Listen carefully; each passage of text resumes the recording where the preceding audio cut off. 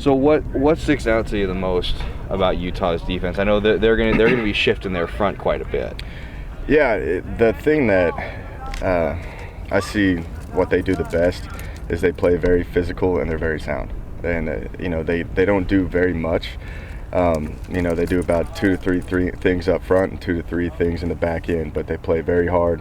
They play with great passion, and I think because they play so hard, they create so many turnovers. But they're a physical group of guys, and you can tell that they're one of the top defenses in our conference.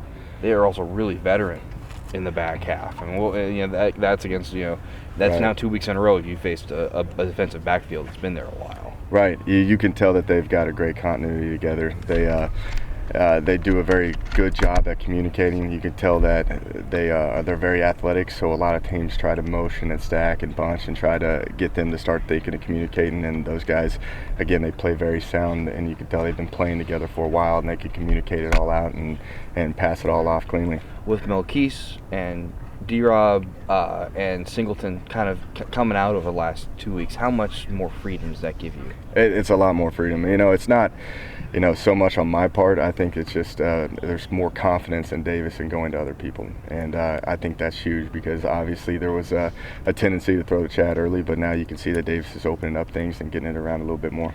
Kalfani was able to get so much in the run game in the first half, and then he got dinged up, and then you kind of lost whatever momentum Right. was there. How important is it to establish the run against these guys? Because the linebackers are all new, and it looks like there's some space there.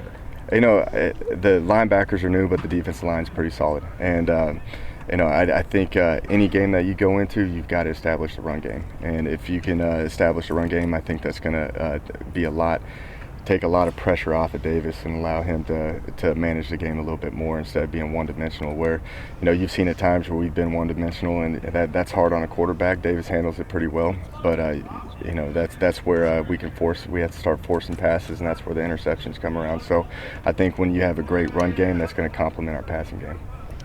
Yeah, how much do you think with those linebackers being new, how much do you think you can get over the middle?